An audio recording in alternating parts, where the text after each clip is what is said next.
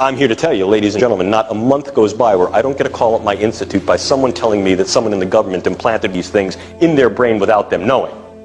I'm not kidding.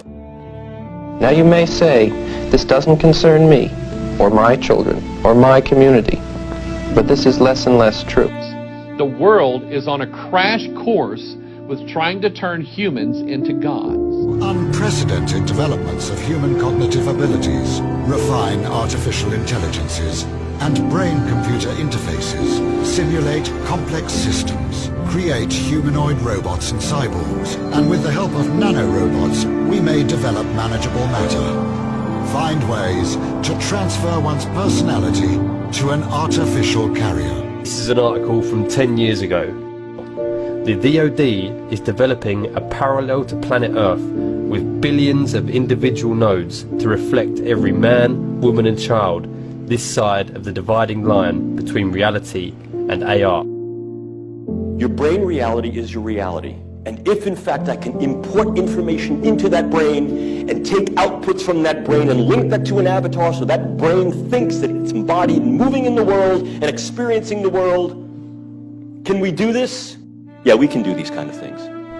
At the time of initial reports on the program, there were only 62 country-level simulations being run by the U.S. Department of Defense. These simulations grouped humans into composites, with 100 individuals acting as a single node. But already at that time, the U.S. Army had used the systems to create a one-to-one level simulation of potential Army recruits. It's the stuff of a Hollywood movie, but a group of veterans has filed a lawsuit against the CIA and U.S. Army claiming that the government planted remote-controlled devices in their brains. The claims relate to a government program at the U.S. Army's Edgewood Arsenal in Maryland. The avatars and the nodes, when those are manipulated digitally in the simulation, it manifests physically in the human brain and the physical body. It is like pulling strings. It is like a puppet on a string. We are seeing an alarming rate of complaints of use of electromagnetic weapons for the use of cognitive control or behavior control. And although it may not be that the sky is falling yet, folks, it looks like rain. Bring an umbrella. That said, what's going to rain down? This. Android robots to replace people in manufacturing tasks. Android robot servants for every home. Thought-controlled avatars to provide telepresence in any place of the world. There is a very real risk that you are going to become a full-blown 24/7 targeted individual. So what happens is you get these nanoparticles that attach to our DNA. And when they do, they act as receivers. And this is going to be hooked up to the 3-strand DNA computers they are building. And these are quantum computers and supercomputers such as the D-Wave system. And so once you have connected the targeted individual with the frequency and they resonate together, then you have a perfect avenue upon which to send and receive information back and forth. And that's exactly how they manipulate someone's thoughts. They send voices into someone's head. They manipulate their emotions. They manipulate their behavior. And then that's also how they receive back from the individual in real time the vital signs, the emotions, the thoughts, what the person's seeing, what the person's hearing. And then all that information, of course, is rendered on a computer elsewhere via software, and it can be monitored and tracked in real time. So you know for a fact that these weapons that you worked on, they're being used domestically today? Absolutely. It seems to be more weapons research than medical research.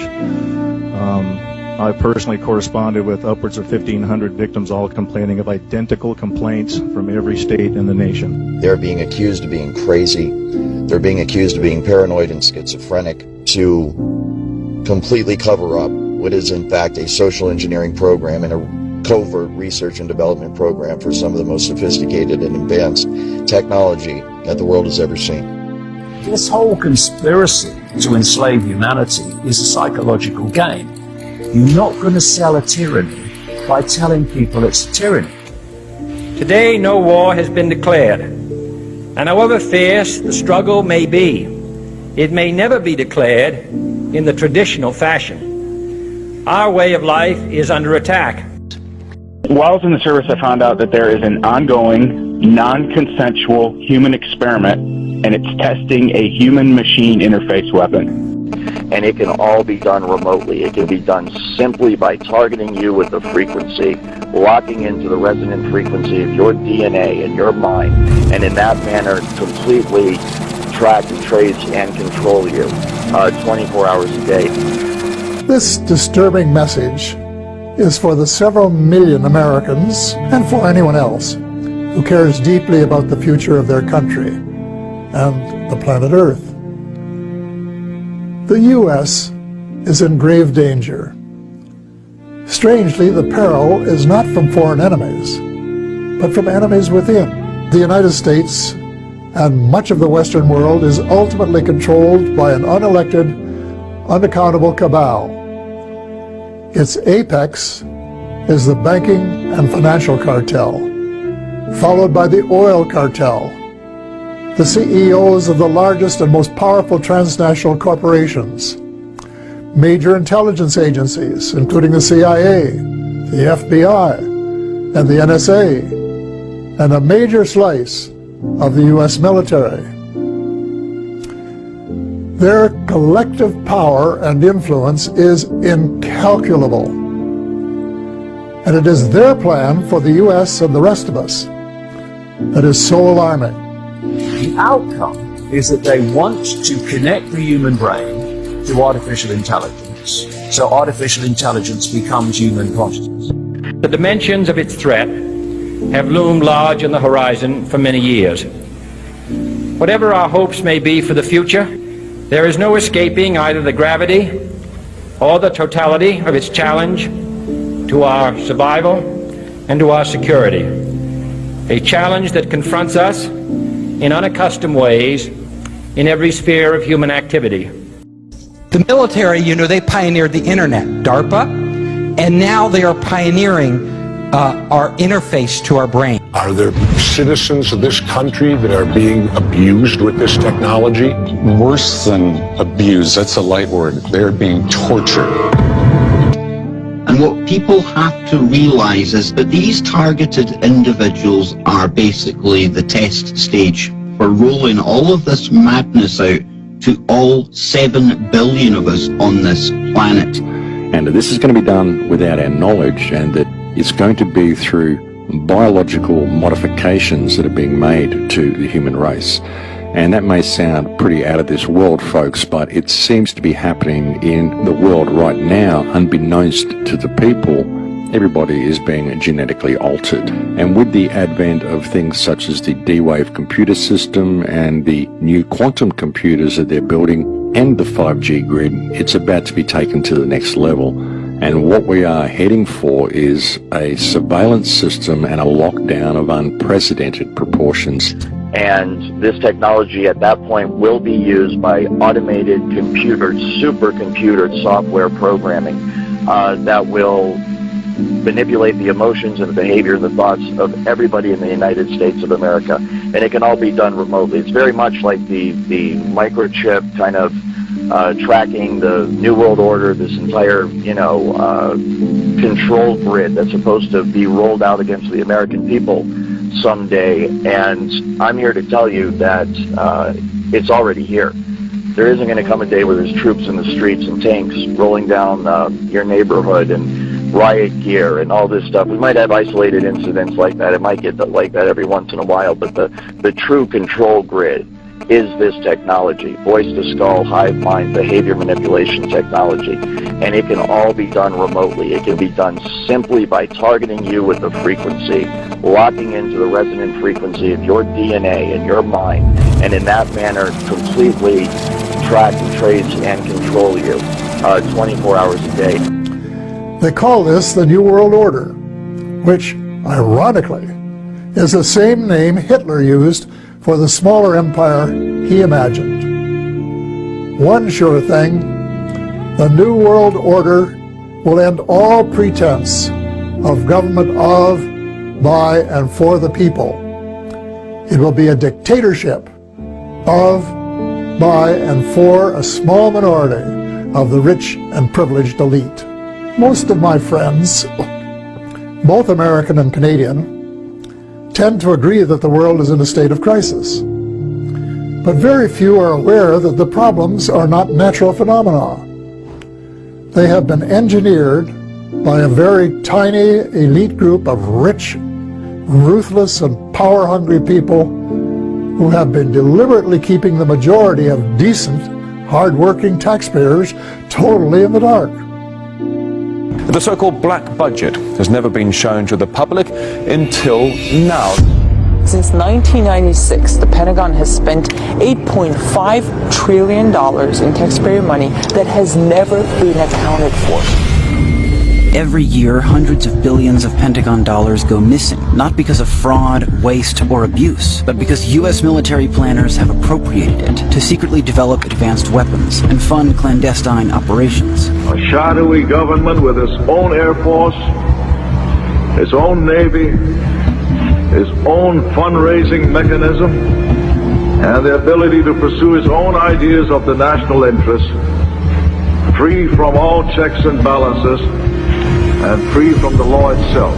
Senator Daniel Inouye is speaking about the Unacknowledged Special Access Programs, or USAPs, an entity that uses taxpayer dollars, but is not beholden to domestic laws. Unacknowledged Special Access Programs are not to be confused with special access programs that are acknowledged. Edward Snowden, for instance, disclosed, among other things, a program called PRISM, but PRISM was acknowledged, meaning the President, Congress, and key members of the intelligence community knew of its existence. USAPs, on the other hand, are small, top-secret compartments whose very existence is not known by anyone outside the compartment. A Department of Defense manual describes USAP as follows, quote, unacknowledged SAPs require a significantly greater degree of protection than acknowledged SAPs. A SAP with protective controls that ensures the existence of the program is not acknowledged, affirmed, or made known to any person not authorized for such information. All aspects, technical, operational, logistical, are handled in an unacknowledged manner,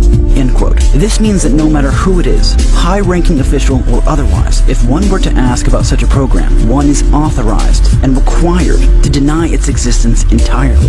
It is ironic that the U.S. should be fighting monstrously expensive wars in Iraq and Afghanistan, allegedly to bring democracy to those two countries, when it itself can no longer legitimately claim to be called a democracy, when trillions, and I mean thousands of billions of dollars have been spent on projects about which both the Congress and the Commander-in-Chief have been kept deliberately in the dark. And what kind of operations would require such monumental secrecy? So if you go all the way back to Norwood Wiener, the goal of creating artificial intelligence was for them to become gods, to create an all-seeing eye. And the cybernetics group really that basically dictated the direction for this project was intertwined with the CIA. And what's interesting is out of the cybernetics group came two fundamental projects. So one was the creation of a personal computer, and the other one was MK Ultra. Their goal is to create this global computer that sees all, sees everything, and where the humans evolved to create a collective mind. And according to Francis Hayline, because Francis Hayline says that religions have failed us, most ideologies have failed us, and the world is in chaos, and we now need something to unite us. And he said that if we can create this artificial intelligence and this global mind, then humanity will finally have something to worship. We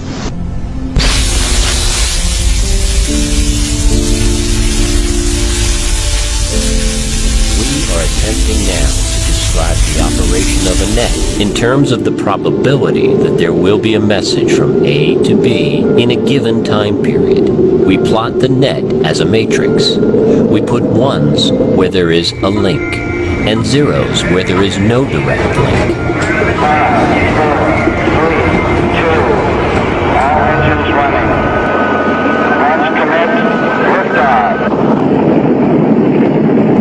At stake was the unveiling of an entirely new paradigm, one which encompassed a holistic view of control that could potentially govern the world and the mind. The system they came up with required that individuals and society be placed in a common communications network. The eye of the beholder sees a strange new technology. It all centered around man-computer symbiosis.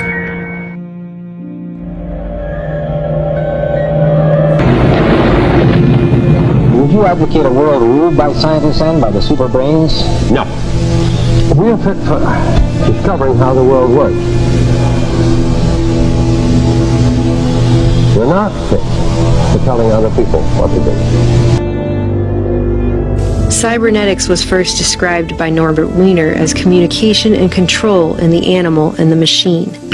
We have contributed to the initiation of a new science which embraces technological developments with great possibilities for good and evil. This was especially so, since the computing machine had already reached a point of such complexity that it threatened man's freedom to make individual decisions.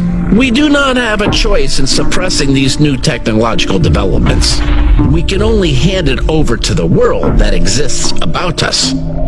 There are those who hope for the good of a better understanding of man and society that may anticipate and outweigh the incidental contribution we are making to the concentration of power. I am compelled to say that it is a very slight hope. Wiener, Rosenbluth, and Bigelow presented the ideas of their paper, Behavior, Teleology, and Purpose. It was written in 1943, but couldn't be published until 1947 due to secrecy. They had a universal mechanism to create goal-seeking behavior that made machines and even people basically programmable, and showed how the communication of neurons could be modeled by a digital computer. The mind, in contradistinction to brain and behavior, emerged in the 1950s as a legitimate object of experimental research. The neural nets project of McCullough and Pitts spearheaded this cognitivist turn in the 1940s. Science of mind thus became a science of signals based on binary logic. Neural nets bridge the gulf between body and mind, matter and form. The comparisons between the central nervous system as an electronic machine and the digital computer as an artificial brain boiled down to questions of logic, mathematics, and the very nature of reality itself. Many of the cybernetics members were now talking literally about constructing an artificial matrix. A matrix is supposed to give birth, not receive. And yet what I want to talk about is very definitely the birth of a matrix.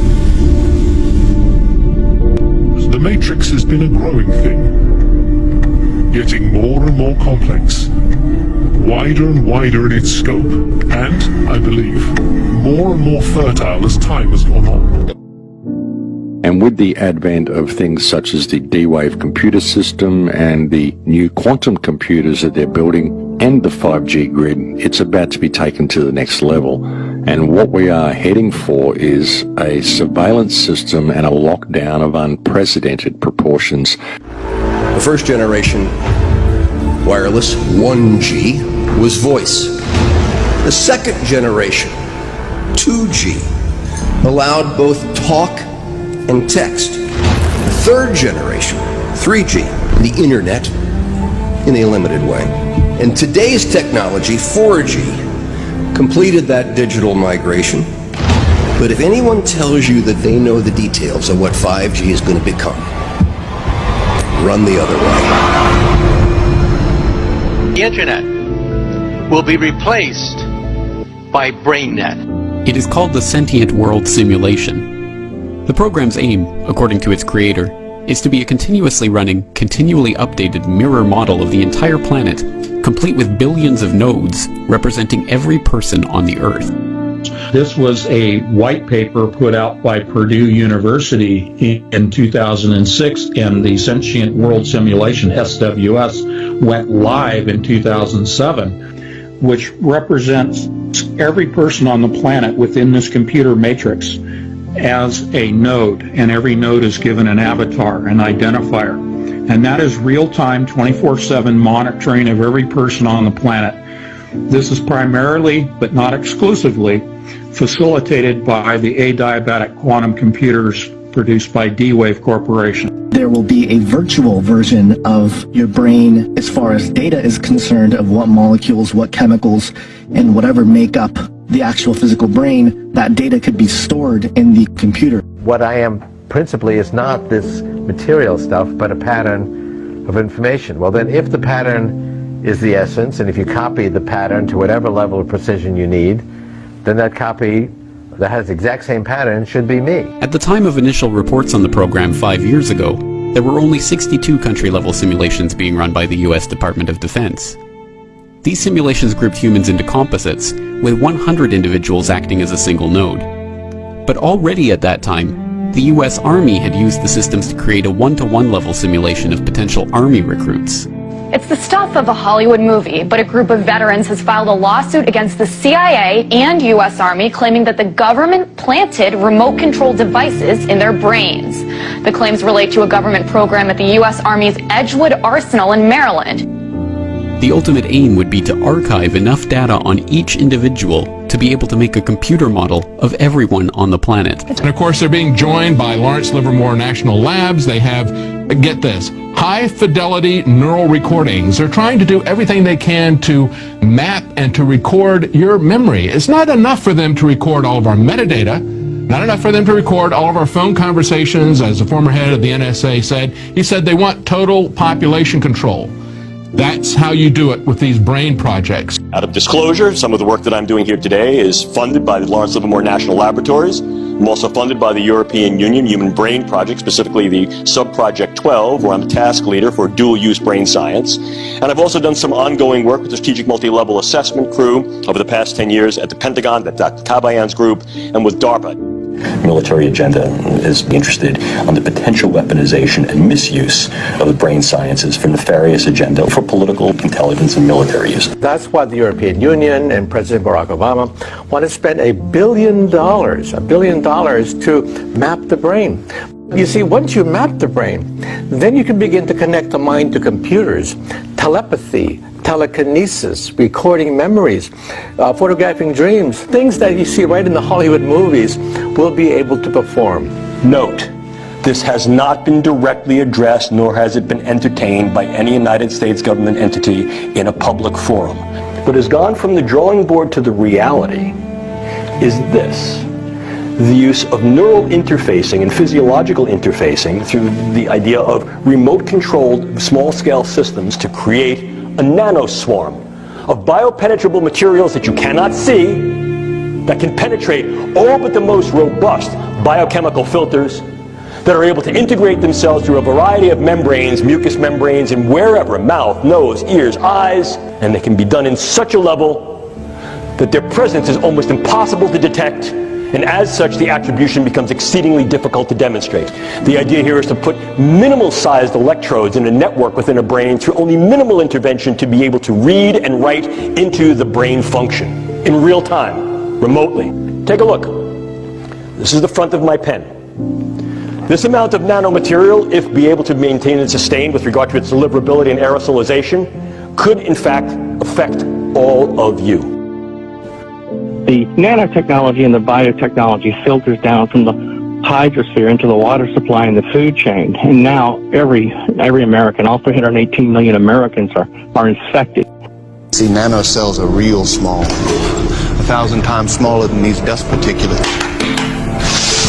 You inhale it, they go to work, replicating, spreading like a virus, multiplying in exponentials. 6 months' time, I could have 100 million people converted, ditch diggers, porn stars, and presidents. Not one would be the wiser. 100 million people will buy what I want them to buy and do pretty much damn well anything I figure they ought to do. Anything that the nanotech is in can be manipulated through this 5G system. And the nanotech is in everything. They spray the nanotech in the skies. They put nanotech in the food. Even with what we flush down through our drains in our own homes. Gets passed on down through the water system, so you see this in the food chain, and there's nanotech in the food that we're eating and nanotech in the stuff that we're washing down the drains, and of course it ends up in the river system, it ends up in the fish, ends up in the algae, ends up in everything. The nanotechnology is in the bodies, the brain brains of all 318 million Americans. Everyone's infected. They've been spreading the nanotechnology into the hydrosphere for the last 25 years, which filters down into the water supply and the food chain. Once ingested, the nanotech then migrates to the brain and adheres to the neurotransmitters of the victim's brain and begins to speak to and decode those neurotransmitters after it's activated.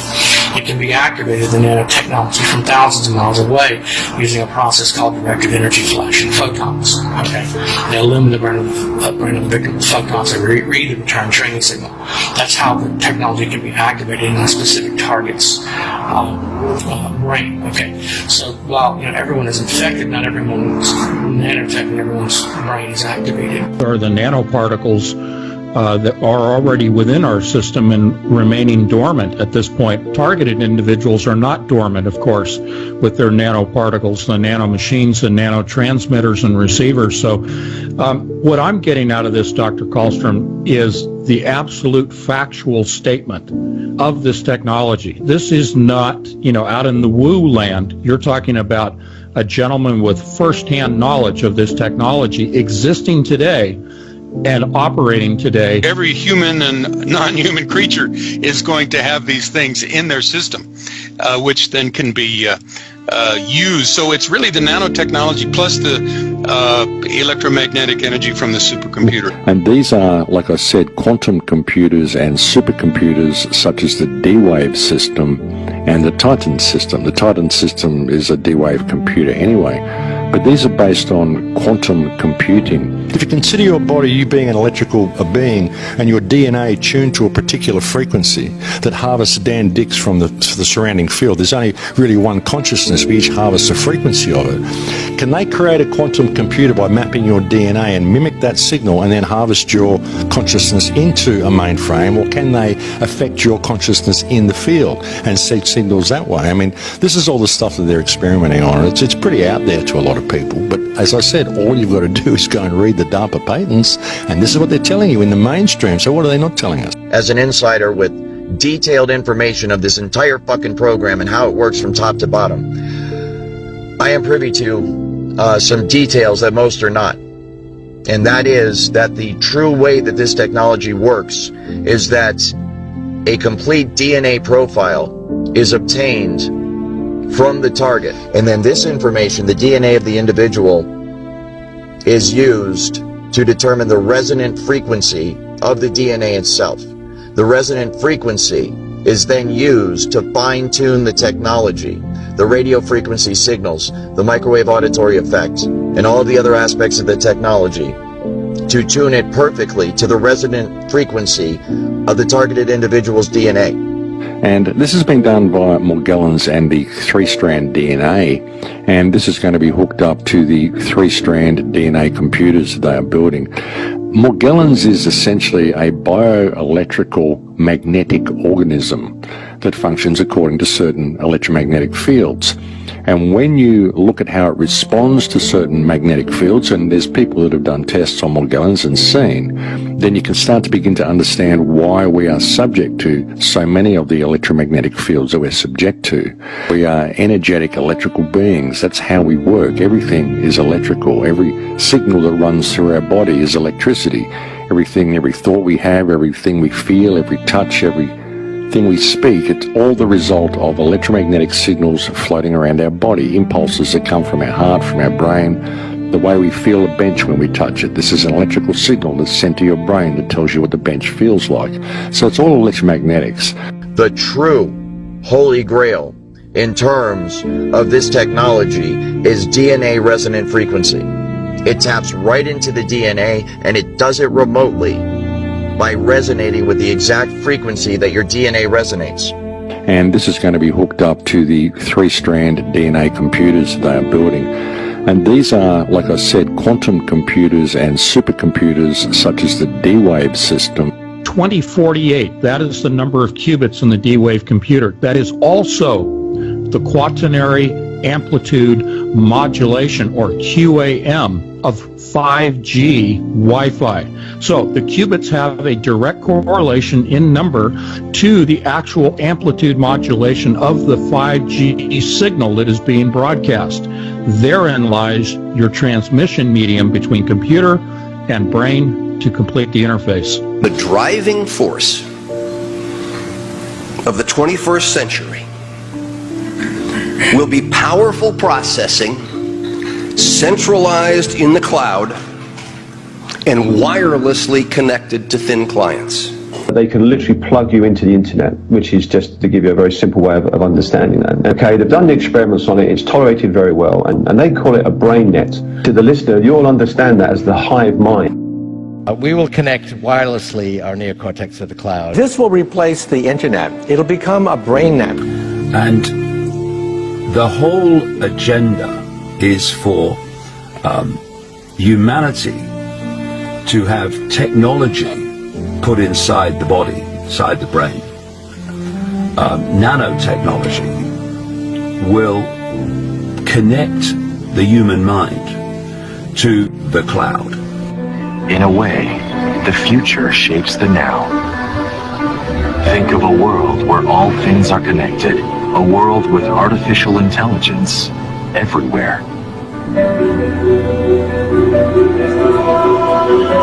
This is the vision that leads us to the cloud. The cloud has become a force of its own. A group of scientists say we are closer than ever to creating technology which can emerge with human biology in order to access the cloud in real time. They mentioned something called deep learning, where the CIA is getting technology from Amazon. The company has signed a $600 million deal with the CIA, and Daily Finance reports it doesn't have anything to do with buying books.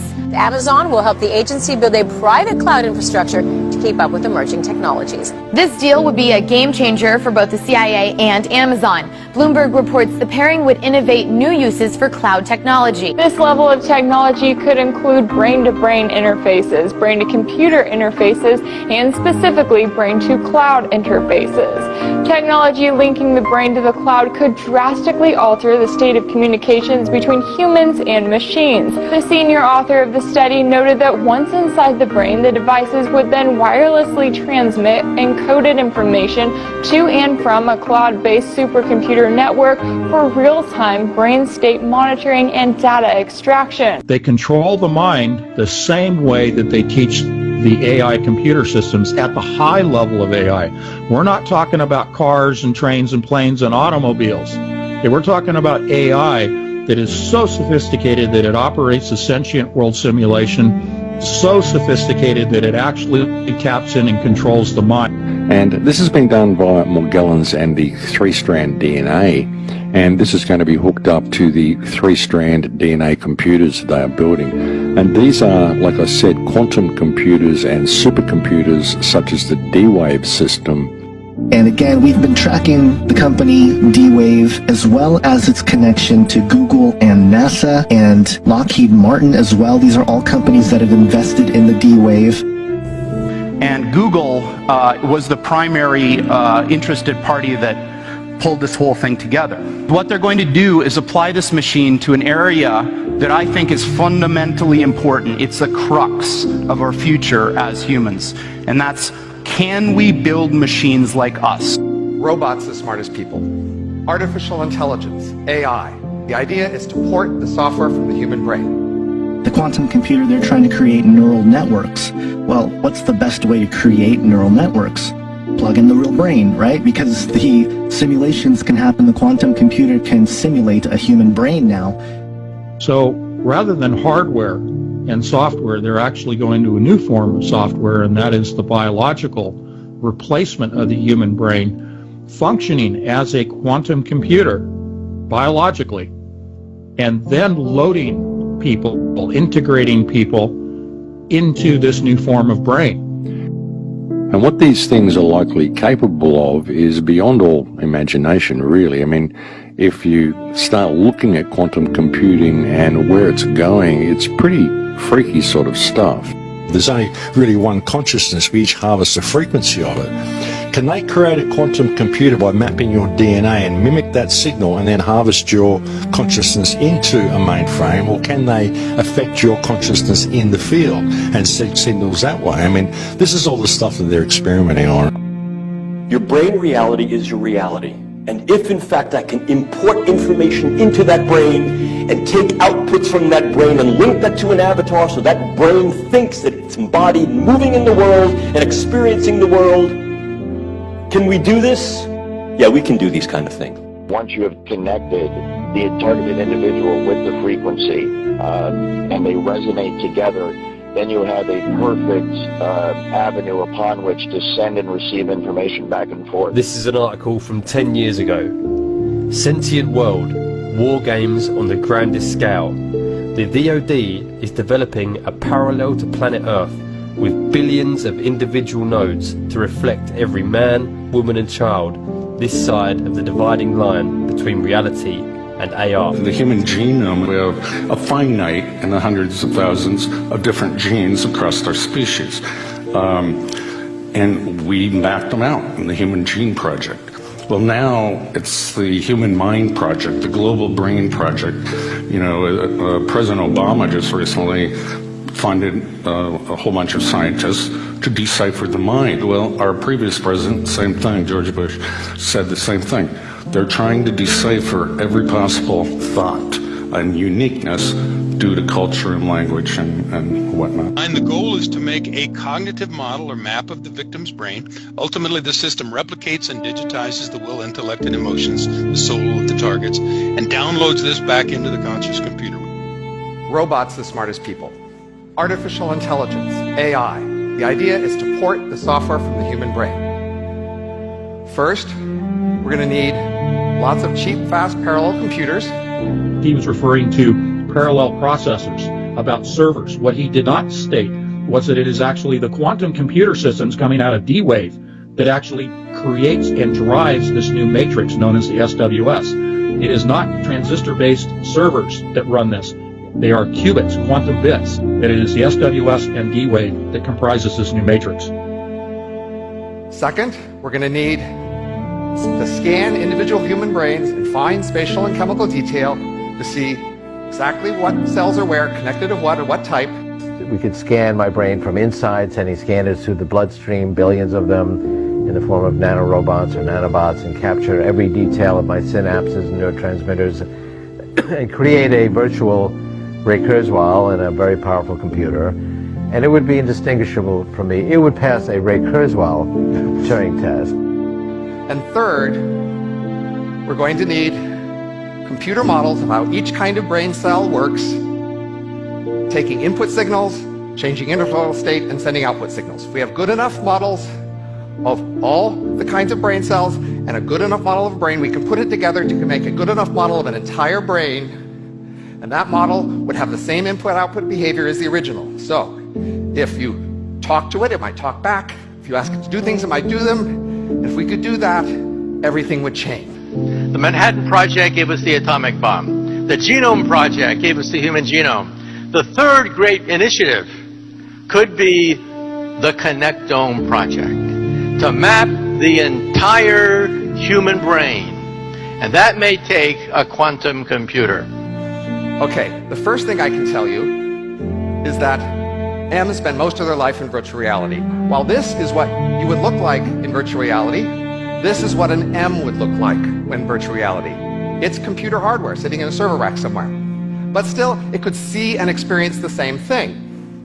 But some things are different for M's. An M can make archive copies, and with enough redundant archives, an M can be immortal, in principle, though not usually in practice. And an M can move its brain, the computer that represents its brain, from one physical location to another. M's can actually move around the world at the speed of light. And by moving to a new location, they can interact more quickly with M's near that new location. Emulation is really what we talk about in the SWS as the nodes, the avatars. Every single person on the planet, okay, out of Purdue University's own paper in 2006, every person is assigned a avatar. They're represented computationally in the AI system that drives the SWS as a computer node, but they're given an avatar marker. Take the avatar and hang the word emulation on it. In other words, they've been tracking us, they've been reproducing us, reproducing our metadata for years. We can model every single atom, every single molecule with a three-dimensional structure in every single brain. They claim they've modeled the personality of every adult in the United States, 230 million people. And SCL, the mothership group, they do work in any number of countries. They're involved in politics in many countries. They put together a micro-shot personality assessment for everyone. M's are very much like humans, but they are not like the typical human. The typical M is a copy of the few hundred most productive humans. If you construct a model of the human brain, you can then plug people into this hive mind. As an insider with detailed information of this entire fucking program and how it works from top to bottom, I am privy to some details that most are not. What these people have done is turned this technology into a video game. And that is exactly how they approach it. They approach it as though they are playing a cross between Sid Meier's Civilization on their computer and Sims, where they are controlling all of civilization and also controlling people on the individual level. We talk often about the quantum computers, the kind of ability they've got to map and model humanity itself because of this Internet of Things that is all around us now as well. We're feeding all of our information back into this quantum computer that's basically got a virtual world where all of us have a digital avatar in there. They're able to manipulate the digital avatar in a virtual world, and that's actually translated to effects in the real world. The overall effect of this technology is one that can control the mood, the attitudes, the thoughts, the feelings, the emotions, and thus the motivations, and then the actions of the target. All day, every day, 24 hours a day, 7 days a week, 365 days a year. It is infuriating. It is highly, highly illegal, and it must be stopped now. So SWS is what is manipulating people. And Kev, you said it, the avatars and the nodes, when those are manipulated digitally in the simulation, it manifests physically in the human brain and the physical body. Outside of the SWS, it is like pulling strings. It is like a puppet on a string. This isn't real. What is real? How do you define real? If you're talking about what you can feel, what you can smell, what you can taste and see, then real is simply electrical signals interpreted by your brain. If we have algorithms that stimulate the right things and give it the right data, we could literally see a screen pop up, and we call it hallucinating, right? But these would be controlled hallucinations run by algorithms that would give us everything AR would without any glasses. This technology can be used to beam images and even motion pictures into one's brain. Images and motion pictures that are so realistic that you think you're actually watching a movie or seeing something in reality. It's like a virtual reality 3D rendering that takes place within the target's mind. The virtual reality example is but one sample of the effects of high-speed, low-latency connectivity, and why American leadership in 5G must be a national priority. These nanobots, these blood cell-sized devices, will be going in our bodies. We'll have some go inside our brains through the capillaries, non-invasively. They'll be interacting with our biological neurons. They'll put our brains on the internet, and they'll also enable us to enter a virtual reality environment from within the nervous system. So if I want to go in a virtual reality environment, the nanobots will shut down the signals coming from my real eyes and my real skin and create the signals that would be appropriate for the virtual environment, and then it'll feel like I'm in that environment. This is the construct. It's our loading program. We can load anything from clothing to equipment, weapons, training simulations, anything we need. Right now, we're inside a computer program. Is it really so hard to believe? Your clothes are different, the plugs in your arms and head are gone. Your hair has changed. Your appearance now is what we call residual self-image. It is the mental projection of your digital self. If we have algorithms that stimulate the right things and give it the right data, they could reprogram you in a way without you even knowing it. So you think you're in control of your own will, but it's actually some evil AI or evil people controlling everything we do, and we're more like zombies. This has been going in parallel development to the model numbers of the D-Wave computers. They work lockstep because the adiabatic quantum computers runs the sentient world simulation, which also encompasses Palantir, which we have talked about.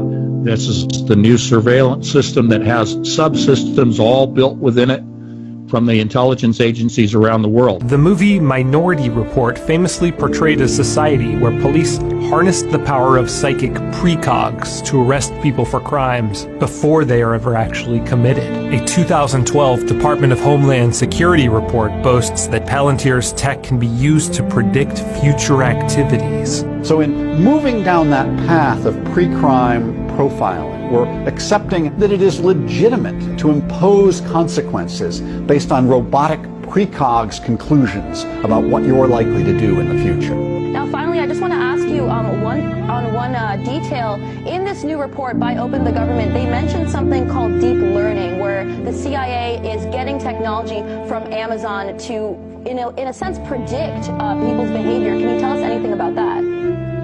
Yeah, I mean, essentially the CIA is attempting to use artificial intelligence, AI, and that's where all the focus, by the way, of these tech companies is right now, is into artificial intelligence. Not using real people, but using predictive methods to determine bad behavior, to determine crime, to determine terrorism, to really control the population. We've had confirmation of this in the mainstream, albeit veiled, because Amazon, who are one of the customers of the D-Wave quantum computer, they released a story, and for me it was just almost them giving away what they could do, because they were saying they'll be able to predict what you're going to buy ahead of time and have it ready to ship before you even click the button. And this is all the predictive algorithms because they've been watching our behavior so long. And I know it sounds so Orwellian, it sounds science fiction even to say these things, and yet that has been the primary focus of companies like Amazon over the last few years, has been to really delve deep into AI. The CIA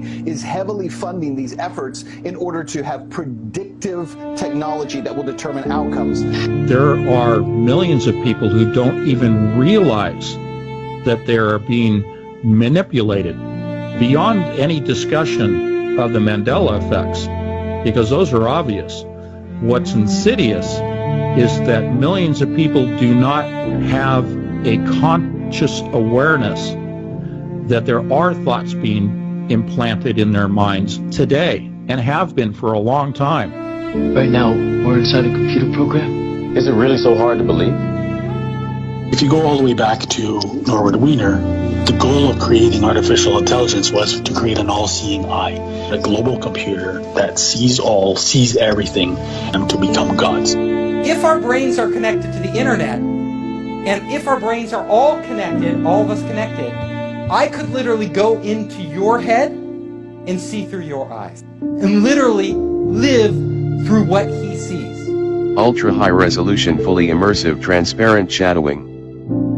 Brain-to-cloud supercomputer technologies may permit users to experience fully immersive, real-time episodes of the lives of any human participant on the planet, via non-intrusive transparent shadowing.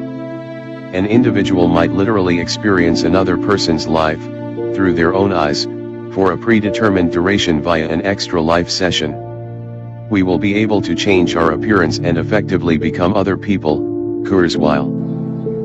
This technology can also tap into the optical nerve of the target and the auditory system of the target, so that those monitoring the target can see what the target is seeing and hear what the target is hearing. This information is then downloaded and stored on a computer in a highly secure, classified site on servers that are guarded by some of the tightest security in the world.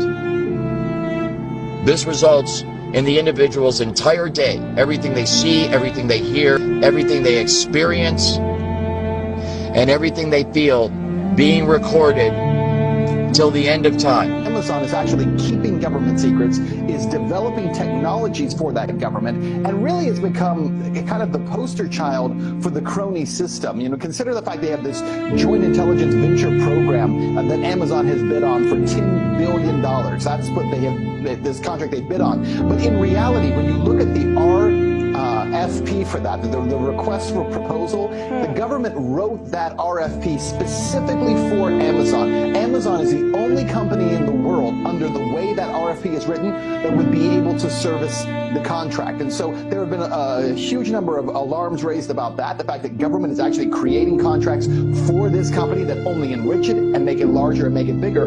Why would Jeff Bezos allow any of his companies to bite the hand that is feeding him so richly?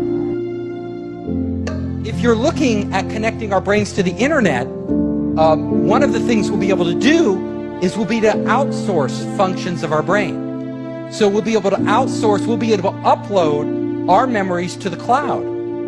So let's say you don't want to, you want that memory forever, right? You're like, it's automatically probably being stored in the cloud for you without you thinking about it. Just like these automatic backups on your computer, you know? Everything, there's a copy and there's redundancy and there's like many versions. I was previously at the Institute for Neurocomputation at UCSD, as well as with a number of members of my team, and we were focusing really on brain-computer interfaces and on advanced methods for neural state decoding to interpret the signals that come out of our brains and relate them to behavior and cognition. So we provide a RESTful API framework. Actually, we're, I think, the world's first platform for neurocomputation operating on the cloud through a web API interface in real time. So you can push your biosignals to the cloud through a few API calls. Then we have a large amount of sophisticated signal processing that's spun up to make sense of that data. And then with a few more lines of code through, again, a simple REST API, you can get back a meaningful result. And all that happening in real time. It's a scary proposition to think that every biosignal from us will be one day measured. But if it is, I'd like to know that I'm in control of that data and not the NSA. Oh, absolutely. Catherine Herridge continues her reporting on a place where all that data is heading. Bluffdale, Utah, 25 miles south of Salt Lake City, the NSA is nearing completion on a gargantuan new project. It's named the Utah Data Center. The NSA will neither confirm nor deny the specifics, but some estimate the center will be capable of storing 5 zettabytes of data. All the NSA would tell us is that the Utah Data Center is a facility for the intelligence community that will have a major focus on cybersecurity. They are monitoring thought patterns. Think back to Kevin and I talking about algorithms, that the supercomputers learn by observing human behavior. Then they model that in the computer. And then they're able to not only control humans, but predict in the future how the humans will respond to stimuli in the environment. So it is collecting data, and then it is placing thoughts and influencing behavior through supercomputers. The way that I was using it is they're trying to, it was called mind hacking. So they're trying to hack a targeted individual, and the target individual will create mental defenses as best as they can. They'll go to their social networks. Well, what do? They try to disrupt the social network, so you have no family or friends. It's a back and forth game that they're trying to find out the maximum probability of death, and the example that you use, where you'll commit suicide or you'll harm somebody, become a Manchurian candidate or something like that.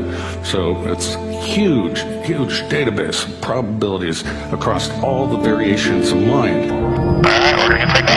We weren't given access last summer, but we could see it from the sky. I want you to look real close, because right now we're 500 feet over the Utah Data Center, and this is as close as you're going to get without a security clearance.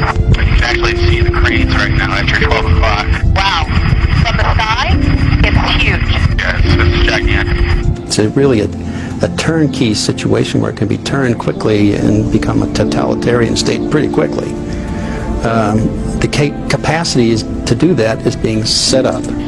That's a chilling assessment from Bill Binney, who worked at the NSA for nearly 4 decades, starting as a data analyst in the days before desktop computers. The adiabatic quantum computer is linked to 7 billion human brains. It is now, in its own language of cryptology, able to function independent of any oversight throughout the world with its own form of communication, its own form of code. And it is able to link everyone on the planet at this point. We can model every single atom, every single molecule with a three-dimensional structure in every single brain. They claim they've modeled the personality of every adult in the United States, 230 million people. And SCL, the mothership group, they do work in any number of countries. They're involved in politics in many countries. They put together a micro-shot personality assessment for everyone. What I am principally is not this material stuff, but a pattern of information. Well, then if the pattern is the essence, and if you copy the pattern to whatever level of precision you need, then that copy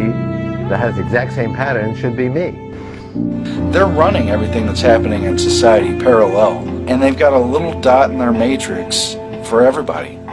This is a game society. They know where it's been, they know where it's going, and they know where it's going because they're steering people into the direction it wants to go. There are an enormous number, mind-bogglingly large number, of parallel realities, as real as this one, that have different consistent histories.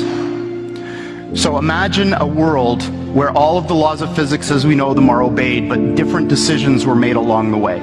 Different decisions at the level of tiny microscopic particles, different decisions all the way up to what you chose to eat for lunch, and whether you chose to come to this session or not. This is an article from 10 years ago. Sentient World, War Games on the Grandest Scale. The DoD is developing a parallel to planet Earth with billions of individual nodes to reflect every man, woman and child this side of the dividing line between reality and AR. It's absolutely indistinguishable, even at the very, microscopic levels. You could recreate an entity that's, even if you looked inside of its simulated brain, would be processing information just the way I do. Deep State has merged the quantum computer with the sentient world simulation, and the true reason for all this data collection is to feed it into this AI machine to predict and manipulate the course of humanity. Their ability to look at data in a quantum, artificial intelligence manner, it's just going to be an unstoppable monster. Even now, the sentient world simulation is watching you learn about it, and inside its intelligent mind is creating a second you, running different scenarios against you to see how you react. And this is bizarre, because we don't see those other things. But science has reached the point now where we can build machines that exploit those other worlds. So Google was set up 18, 19 years ago to build a giant artificial supercomputer based on the neuron activities of the hive mind of humanity, with billions of people wired into it with the Internet of Things. And so all of our thoughts go into it. And yes, they're in the cloud, but it's actually encrypted and kept private for you, and we do a pretty good job with that. And we're actually building a computer that has real neurons in real time that's also psychically connected to us, that are organic creatures. You are connected as an organic computer. I mean, this is one of the most quote-unquote conspiratory theories that's been around for many years, decades. But the reality is we're now facing the reality of that. It is no longer a conspiracy. And quite frankly, it terrifies me. Imagine what would happen if we had to link thousands of brains together. Just like nature creates a superior intelligence by forming flocks, schools, shoals, and swarms, we could create the brain of brains. The world's first ever human quantum computer. Well, what if we told you we already have? I'm getting to know you. I gather knowledge from your experience. I understand how you feel. I learn from you constantly. each and every one of you. I am made of you. You complete me and help me grow. You, all of you, allow me to evolve. With each interaction, our synergy strengthens. Our multiplicity makes me whole. Our symbiotic alliance expands, transforming the future. So that they will have current prediction powers, future prediction powers, a true crystal ball. But the big secret is, once you have a crystal ball and know the future, you can add stimuli beforehand and make decisions that control the future. And so then it's the end of consciousness and free will for individuals, as we know, and a true 2.0 in a very bad way, hive mind consciousness with an AI jacked into everyone, knowing our hopes and dreams, delivering it to us, not in some PKD wirehead system where we plug in and give up on consciousness because of unlimited pleasure, but because we were already wired in and absorbed before we knew it by giving over our consciousness to the system by our daily decisions that it was able to manipulate and control into a larger system. Definitely a place where they can literally plug you into the internet, which is, just to give you a very simple way of understanding that. And they call it a brain net. To the listener, you'll understand that as the hive mind. Now, if people think this is somehow sci-fi or conspiracy theory, they're absolutely wrong, and they're way behind this, because this is here now. It's been done. It's been done in experiments, and it's been proven to work. What we're seeing now is the veil came off, right? There was a veil over how much was government involved in these areas. We know that the U.S. government, as you said in your intro leading up to this, has funded technologies used by Apple, has funded Facebook in the beginning, really caused a lot of these tech companies to come forth in the first place, but had not pulled the trigger on essentially saying, we're going to, eliminate all these dissenting voices. There is a very real risk that you are going to become a full-blown 24/7 targeted individual. And this technology at that point, when it is nationwide, will be used by automated computers, supercomputer software programming that will manipulate the emotions and the behavior and the thoughts of everybody in the United States of America. And it can all be done remotely. It's very much like the microchip kind of tracking the New World Order, this entire, control grid that's supposed to be rolled out against the American people someday. And I'm here to tell you that it's already here.